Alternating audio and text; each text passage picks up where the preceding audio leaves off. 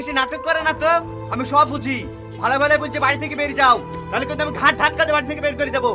আর ঘাট ধাক্কা দিতে হবে না ভাই, আমরা চলে যাচ্ছি।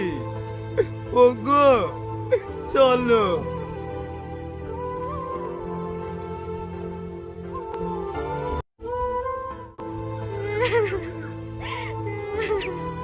বাপুরে,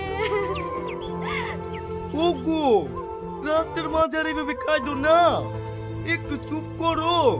আমার ছেলের লেগে খুব মন খারাপ করছে, তুমি একটু কথা বলার ব্যবস্থা করে দাও না।